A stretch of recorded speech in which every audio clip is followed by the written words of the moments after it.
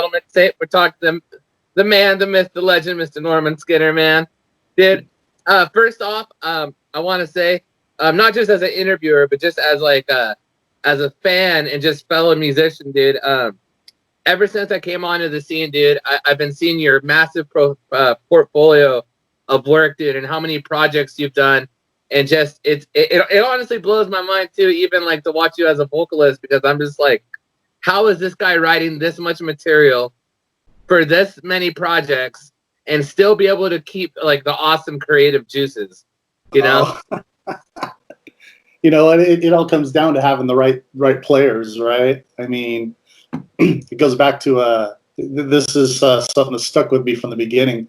So I grew up in like hair metal and stuff, right? MTV, that whole thing. And then I was watching an interview with Ozzy Osbourne, and he's like, he was all messed up, right? He's just like, yeah, I'm not the bloody best vocalist in the world. And I'm watching this and I'm like, yeah, no shit, right? He's like, but I surround myself with the best musicians I can find. So I was like, that always stuck with me. So I always try to get really top tier talent around me. And then that way I feel like I'm the weakest link. And then that pushes me to try to like, really do good. So when I step in a room, I'm like, it doesn't matter how many albums I've done or how many bands I'm in. I'm always like, damn, I need to deliver because these guys are bringing it. You know what I mean? Dude, I think that's an absolutely great mentality to have. Like, a great way to surround. It's always like surround yourself with people that you want to be like, and people that inspire you. And honestly, that makes 100% sense, dude. Because that, honestly, that way it's like, instead of like, you ever see like a band where like you see like the odd one out, like the singer or the guitarist or somebody, and like usually one bass player or bass player, but it's kind of like you can tell like it's one person that really wants it, and then there's that, and that's really good, and then you see everybody else there that's kind of just there to hang out, you know.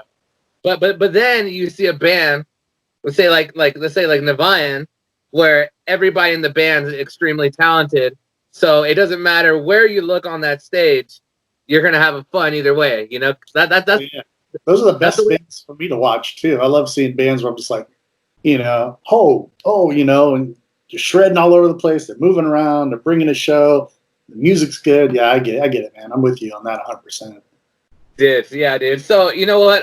Like I said, I've been following your music, man, and I'm one of those people, dude, that like when they see people that are really out there, with a lot of drive, it makes me want to like almost dissect what they're doing, and like in even the like how like people carry themselves on stage with confidence, because I think sometimes confidence is like something a lot of people are missing, dude. And I think when you walk on that stage, you walk on with that swagger, and hey, but you know what? I think that helps the performance. You know what I mean? Oh yeah, it does. When you see David Lee Roth walk onto a stage, he walks on like he's Mr. Big Stuff, Right. So it wasn't always that way in the beginning. I mean, so the first true like club demos type band I joined was called III-Vocalist, and I was the kid. I was like 20, and they were all in like their early 30s already, and they had already got the underground scene going, had multiple demos out, and been opening up for like big bands like Sabotage and stuff. And I'm just this kid, and but I auditioned for like 4 months. Like they just kind of kept me coming in and singing and writing before they actually gave me the job. But it was the first year I was in the band, and I remember I was playing a show, and I don't know if there was a heckler or what it was, but something just I didn't like take care of things the way I could have. And I remember they pulled me to the side, and they're like, "Man, when you step on that stage, that's your stage. You own that stage. That's got to be your stage." And I was like, okay, I was the kid learning, getting the hard knocks, right? And I remember that's another thing that stuck with me. They told me, they're like, it don't matter who's there, what other band, you own that stage. It don't matter. So I just, you try to be cool, like with all the other bands, like, hey, what's up? Good to see you, man. Oh, I can't believe we're rocking a stage together. But when I step out on the stage, I want to bury them. So, Hey, honestly, I think healthy competition is healthy for the scene overall. You know what I mean? I think that's a good word too. Healthy competition, because there's toxic competition too, which is not. I believe in the brotherhood. I like seeing my friends' bands succeed. I really do. If I with some guys and they cut a break, I'm like, sweet, and then maybe I can tap them later for a favor. Hey, I'm a true believer in that, dude. And like, it's kind of like, Drew Brees will break like a passing record, and Tom Brady will send out a tweet and be like, "All right, I see what you're doing. I'm gonna top that." You know, it's all fun and games, man. There you go. Hell yeah. So one thing I like to find out is, just to hold off from getting way deep into the music you're already doing now, is how did you come about like becoming a singer? And also I want to find out, was it like, were you influenced by your family to become a musician? Because I know sometimes there's musicians in the family, or was it like your friends, or did you just stumble upon it one day in the shower and was like, man, I could belt some notes? It was none of that. Everyone loves this story, so here you go. This is my comic book origin story for you. All right, so let me throw this out there. We're going back to when I was like 7th grade, okay? And I'm sitting there, and I'm just a horny teenager, right? And I'm watching like Poison and Motley Crue videos and stuff, and I'm like, that's how you get the girls. Got to get in a band, right? It literally, that was the spark. Was I just wanted to get laid. So I asked my parents, I'm like, hey, can you buy me a guitar? Because I wanted to play guitar. So I'm thinking, Christmas time's coming. I'm getting a full stack and electric flying beat. Hell no, man. I got a nylon string classical guitar and some Mel Bay teach yourself how to play books. And that was it. So I tried it for like reading these books and trying to play and teach myself chords and stuff for about 2 weeks. And then I realized I had these little sausage fingers, and I'm like, fuck this. So I took my guitar, tossed it in a closet. Now we got to fast forward now. We're going to fast forward to like my sophomore year of high school, okay? So about 3 years later or so. I got a girlfriend. I meet this other guy. I think he's a dork. He thinks I'm a dork, but our girlfriends are friends. So I'm like, yeah, we can hang out at my place because my parents aren't there, and we can make out with the girls and stuff, right? So he comes over, and he's like, walks in my room. He's like, you like metal, dude? Because neither of us really had long hair yet, and we weren't really, I guess the 2 times we saw each other, we weren't really wearing band shirts or anything. And I had, like Metallica and Megadeth and, posters up and stuff. And I'm like, yeah. So then we went from thinking each other were like whatever to like, oh, we're bros now, right? Because you know how that is, right? The silent code of your metal. So he was talking after the girls left. He was like, dude, I want to be in a band. I want to play guitar. So all of a sudden, I'm the cool guy. I'm like, I got a guitar. So I pull this thing, I unbury it out of my closet. I bring it out. It's got broken supports, one rusty string on it. I think the headstock was cracked. But his eyes lit up, man. He was just like, guitar, right? I'm like, yeah, man, you can have that thing, dude. I don't need it, blah, blah, blah. So all that summer, we kind of hung out, and he was trying to teach himself how to play, and he started taking lessons from a guy who was a senior. And he'd have me come over, and he'd be like, yeah, doesn't that sound like, Skid Row, blah, blah, blah. And I'm like, no, it doesn't. But he was getting better. And yeah. He started, I guess, there was 2 guitar players, a drummer and a bass player, obviously. And I was hanging out with them. And they were all practicing for the talent show, right? The high school talent show. And they were going to play the 2 brand new songs that were super popular. And this will tell you exactly how old I am. So it was Inner Sandman and Smells Like Teen Spirit. Woo! That was the 2 big hits that like, we're going to play those for the talent show. I was just hanging out. They had some singer from the school choir guy that was going to sing and everything.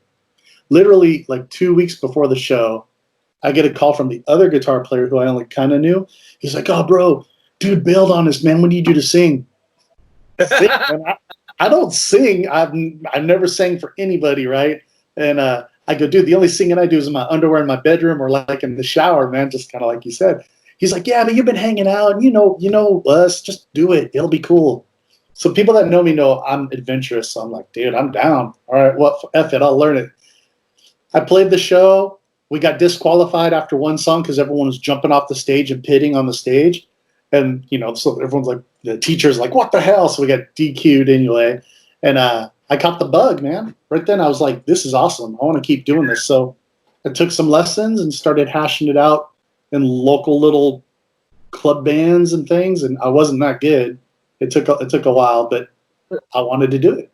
Was there a specific style that you tried to do first before you started branching out? So, because I know everybody has a first style. Right. So, all right. So my first style, personally, the people that I was emulating, vocalists, there were three at the time. I was listening to a lot of throwback Led Zeppelin, but I was also listening to a lot of Sebastian Bach's Skid Row, and I was listening to Lane Staley, Alice in Chains, right? So it was kind of just a little bit of this and that. But then after the high school thing fell apart, my first band that I joined, like an actual band, was a death metal band.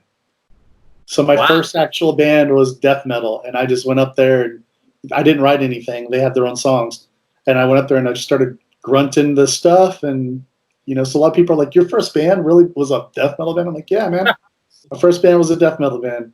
They're like, "Yeah, but you're like, whoa!" No, but my first band was a death metal band. Dude, so I think that's absolutely. So to kind of answer your first question, the singing thing, complete accident, man. Complete accident. Hey, you know what? I totally feel you on that, dude. Later down the road, I'll call you back, dude, and I'll tell you how I started, because it was by accident too, dude. Believe me, I wanted to be a pro skateboarder first, so. Well, I'll just interview you on my radio show. Hey, sounds good, man. We'll do that. So, dude, also, one thing I was noticing, is that you were in such a massive amount of projects. When I first was like noticing you, you were doing your Skinner stuff. How do you pronounce it? IMAGIKA. Yep. And then NIVIANE. And one thing I was noticing, like, you have like this wall of CDs that you've like recorded. It's right up here. Yeah, which I think is absolutely insane. So one thing I want to find out is, how do you inspire yourself or push yourself to have all these creative juices to be able to write that much lyric and that much melodies and still be able to have solid choruses for that much music? Like are you backed up on this stuff, or yes, or special shot of tequila you take and you're just like, I'm gonna write now, because as a lyricist myself, like I do poetry and all that, and I'm just like, man, like I wonder how it feels like to have maybe like 7 or 8 albums and then still have to write lyrics. Like how do you stay creative, man? So I get my creativity from everywhere, from history, mythology, watching TV, personal experiences, seeing other people's personal experiences. But I've never written poetry. I don't have a book of lyrics anywhere. It always starts with music for me. So I don't think about anything until I get music. I have a writing queue. I mean, NIVIANE alone, we have enough songs for our 3rd album that we're getting ready to start doing some pre-production demo stuff on. And then we have about half of a 4th album that I haven't even really dove into. Damn. So I'm always writing. I always got a queue, and I'm bouncing between the different projects. So my chops are always up. I'm always just kind of working. So what I do is I just wait for the music to come, and there's always cool music coming. Some of it's stinker, I'm like, eh. But the cool thing is all the bands I'm in, they give me free reign once the music is done. So what they do is they send me the music. They're like, all right, Norm, here you go. Sometimes I'll hibachi the shit out of it, man. I chop it up. I move it around, and they're like, well, that was the chorus. No, that's my verse. Well, that was the solo bridge. No, that's my chorus, and I need you to repeat it like 3 times.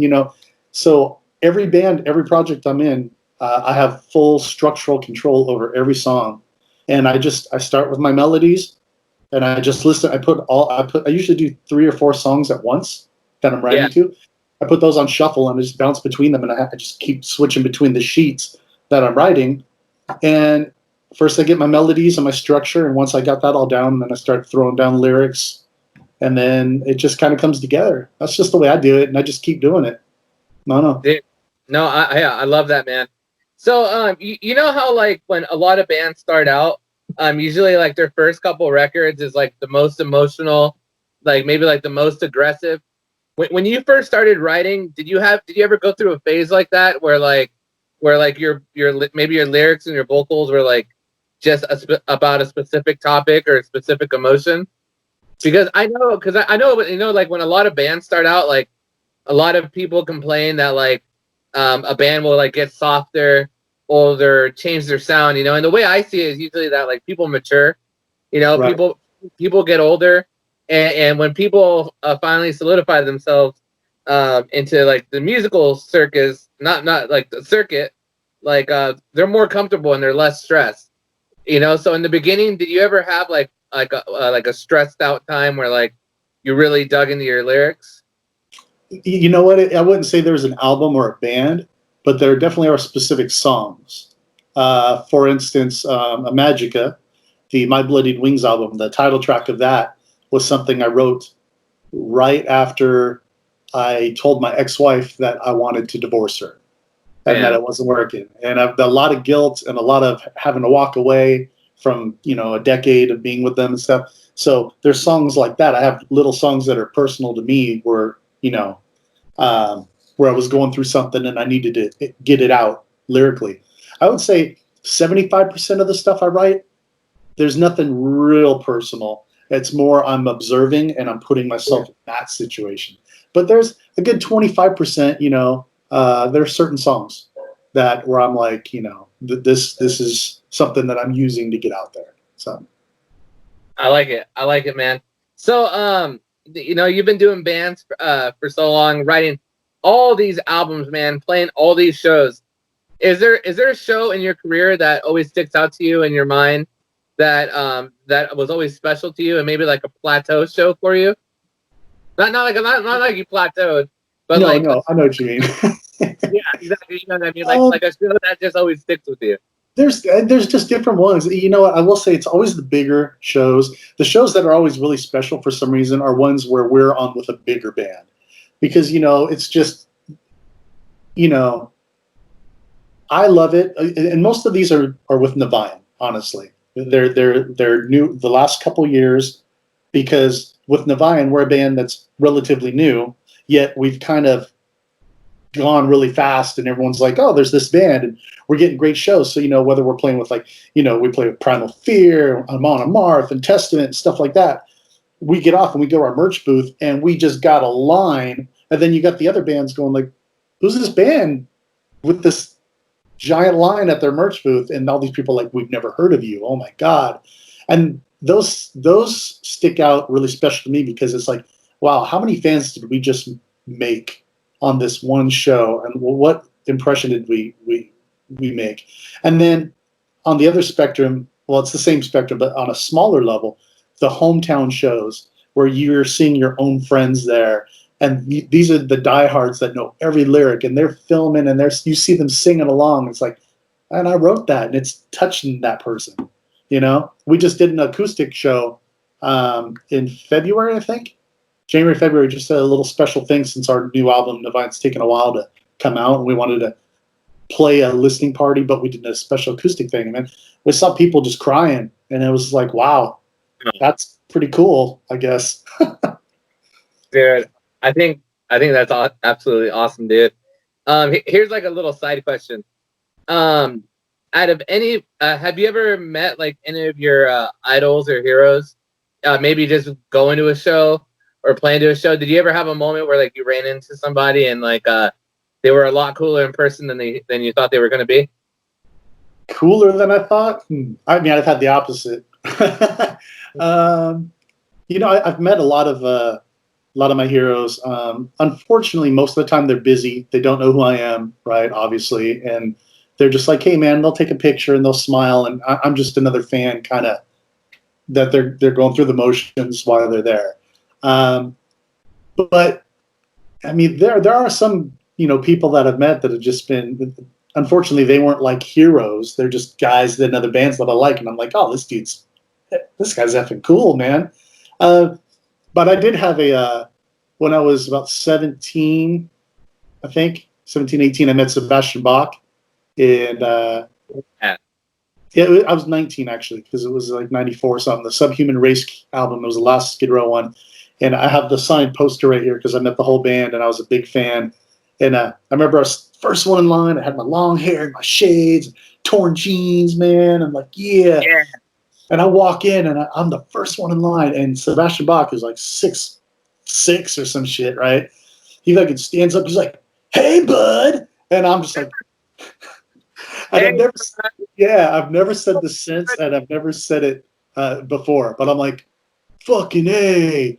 I've never said "fucking A," dude. I was just like in shock. I was meeting him, and they're signing and everything, and I didn't know what to say, and I just went down the line and got my shirt, a free shirt, and stuff. And I was like, "What the hell just happened?" I had a fanboy moment. Oh shit. I think that's the only time I really fanboyed out. I mean, I've met a lot of people. I've partied with a lot of people, and when you're playing with them and stuff, it's a little different because it's more of a peer setting, and you're just trying to be cool and kind of fit in and not make a douche dick move or by anything. You know what I mean? So, but I don't know. But you know what? All the heroes that I've met, they still don't know who I am. I mean, I'm small time. Every once in a while, I'll see like guys that I party with, and they're like, "Hey," and they recognize the face, but that's it. I try to stay grounded, man. I'm not a cock star. Anyone that's met me, I'm just a normal dude who's happened to have a little bit of success in music, and I just happen to work a lot. That's all, man. Hey, you know what? You get the fruits of your labor. That's the way I see it. You know. Yeah, I got a lot of cool collectibles. Well, who was it? It was like I think it was Bret Michaels. It's like just because you get a fast car doesn't mean you have to drive it any faster. You know, you have to just keep driving it straight and slow, straight and steady. Oh, that's a good analogy. I like that. Because a lot of people, they'll get that fast car success and they'll think they can drive it right fast and they'll crash it right into the curb. Right. I just like to create. I think more than anything, I like to create, and that's why I'm always in. People say, "Oh, why do you have to have so many bands?" I'm like, well, I don't sing the same way in each band, and I'm not creating the same kind of music in each band. So I'm getting a little something out, different creativity, I just like to write. I like to record, and put songs together. So I can't play any instruments. I can play 0 instruments. I just sing. So I'm at the mercy of getting good people to give me music to work with. So. Dude, I think that's a badass, dude. So before we get into the second part of the interview, which is going to be kind of game show like. Cool. The last question I want to find out is, what is NIVIANE doing? What are you doing with your other projects? Like, Of course, probably been asked this question a lot because we're all in quarantine. But what are your plans? If you have any goals for 2021? Okay, I guess I'll start with. I'll put them in order of priority bands. Okay, because everyone always asks, "What's your main band and what's this?" To be in multiple bands, there has to be a priority. I mean, it's just the way it is. Otherwise, someone's going to get butthurt. So, NIVIANE's number one. That's my main band. That's where I devote the majority of my energy. This month, we are supposed to be getting our release schedule for the new album, The Ruthless Divine. Last I heard, they said maybe in October it would be released. I'm still waiting to see the release schedule. We have a new music video for our song off of it called Fires in the Sky. It's really sci-fi. It's pretty badass. It looks good. We've been sitting on it for months. So the single and that will come out a little earlier. And we're just getting ready to start. We just met with our director and we're getting ready to plan for a new music video for the song Psychomantium, which is a really cool track. I do a lot of clean Camelot style vocals and then death metal mixed together. So it's a really cool song. So that's NIVIANE. I mean, other than that, you know what? You get the dirt. Our drummer is no longer with us. We have not announced it, but people have seen stuff online, and we're hoping that I noticed the video shoot pictures. Yeah. So the guy that's filling in, we're hoping, he's helping out for a while, but we're hoping he'll go ahead and be a permanent member. We will see. But in the meantime, we have this whole new album, album number 3. We have all the songs ready. We just need everyone learn them and tweak them and get them pre-production we want to get started recording right away. And then of course we're getting tour offers, but a lot of the tour offers that we like it's just way too expensive of a buy-on. You're looking at $25,000 plus these other expenses. You know, we're looking for something a little less expensive that just kind of works. So we've had to pass on some just things that make me drool, man. Where I'm just like, oh, I want to do that so bad, but we got to be smart. You know, we got the day jobs, and we're just, you know, we're not on that level yet, unfortunately. So that's NIVIANE. That's what NIVIANE's doing. And we did just do that little video shoot for the upcoming Redwood Cyberfest that's coming up. Yeah. It's a 30-minute set. We actually recorded a full hour plus. So what we're doing is we're going to let the Cyberfest have the first 30 minutes. And then a little bit after that, we're going to go ahead and stream the whole thing for our fans. So everyone will get to see the whole thing. Rock on. So that's NIVIANE. Next would be IMAGIKA, which was a total surprise to everybody last year when, you know, I think it was Valentine's Day, not this last one, but the one before. I was out with the wife, and all of a sudden my phone blows up, and everyone's like, "You're back in IMAGIKA. IMAGIKA's back together." And I'm like, well, no one told me they were making that announcement today, but yeah, I guess so. Because it'd been almost 10 years since we had a really bad falling out. The band broke up. We got back. This guitar player, Steven, hit me up, and he's like, "Hey, bro, I get asked all the time to do another IMAGIKA. You want to do one?" I'm like, "Sure." So we released the album, Only Dark Hearts Survive, rave reviews. But unfortunately, he has his band Kill Ritual. I have NIVIANE. We're both busy, so we couldn't make tours and things really happen. But he says that he's putting together 4 tracks that I should have any day now to start on another album. So that's more news that nobody knows. That's awesome. Yeah, so that's IMAGIKA. So really, IMAGIKA used to be my main band, and now it's a side project for all of the members because we have our own main projects. But we're going to keep hashing out music. We're still going to put albums out. If we get festival offers, which would be best, we'd go play some one-offs and things. Then we got Skinner, my solo project. New album, The Dark Design. Guitar tracking is almost done. Drums are done. Guitar tracking is almost done. Getting ready to send those over to bass, lay down bass, and then keys and vocals will start that. So I'll be recording that album shortly. In the meantime, while that's been going on, I am working with a group of other musicians, and we're doing covers. So I have one cover where the drums are being tracked right now, and then we're going to move on to the guitar. So what I'm going to do is I'm just going to release those as singles here and there, just digitally. And then once they're all out, I might do a small run of CDs just for the collectors. Hellscream, nothing going on. I'm not sure if we're going to do any more albums. That's a studio project. And people love it. I mean, you know, it's Cage and me. I mean, that's what it is. Everyone's like, "Hey, aren't those the same guys from Cage?" I go, "Yeah, it's all Cage except Sean. When Sean Peck is busy doing his other projects, then they hit me up and they go, 'Hey, let's do a Hellscream album.'" And then, of course, they've been really busy because that whole band is doing the 3 Tremors with Ripper Owens and Jack. So it's the same band. It's just, you know, people are like, "Oh, you should be the 4th Tremor." I'm like, "No, I'm good, man. There's a lot better guys for that out there." So Hellscream, there's nothing planned whatsoever. Then last but not least, my 5th project is Elementis. Now this I've been working on since 97. Oh no, 2007. Sorry, 2007, 2009, roughly. Started with as a trilogy. Now it's a 22-track concept album. Very epic, very symphonic. It's got heavy elements, rock, metal, everything. Lots of guest singers, all different guest musicians. And I got 4 more songs to write. So anybody out there watching this and listening, if you want to maybe work on a song with me, I got 4 to go. I need some good songwriting. I got 4 songs.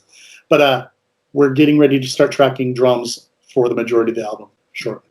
Dude, that's so awesome. Norman, it was so great talking to you. We're going to get to the second segment of the interview. I'm only going to give you 30 seconds to answer each one of these questions. Norman Skinner, are you ready? Sure. Give it to me. All right. In a zombie apocalypse, you only get 1 weapon to kill the zombie horde. What is that weapon? Swords, man. Swords? Okay. If you could step in and play one set, one show with any band in any era, what band would that be? Actually, the era would be the 70s, and it would be Led Zeppelin. I like it, dude. Is there a superhero or supervillain that best represents Norman? I'm a huge Superman fan for heroes, but those that know me know I'm a huge Master of the Universe collector. And so Skeletor would be my fave villain. I like it, dude. What is your least favorite food? What do you just find repulsive? Sushi. Not a sushi fan. My band loves it. I don't. Is there one artist that your friends and family or fans might not would be surprised that you listen to? Oh, there's a lot. I got a lot of guilty pleasure bands. Give me 3 guilty pleasures. 3 guilty pleasures. Okay, so these are more like rock or rock pop bands. Okay. I like the band Tonic. Okay. I like the band Lifehouse. Oh, I know Lifehouse. Really big fan of Lifehouse. And I like Collective Soul. Okay. So those are like when I want to just chill and I don't want to like rock too hard. I just want to kind of like, yeah, I kind of go that route. It's the lighter end of my stuff. I love it, man. Well, I need one last favor from you before I let you go. Yeah. Will you say this is Norman Skinner from NIVIANE and you're listening to the Metal Mixtape? Absolutely. What's up, all you metalheads? This is Norman Skinner from NIVIANE, and you are listening to the Metal Mixtape. Yeah. Yeah. All right, brother. I can't wait to air this on Thursday. Have a beautiful night, man. Yep, and I'll chat with you about coming on my show. Hey, just tell me the time, and I'm there. Sounds good, brother. All right. Later, man. Thank you so much. Bye.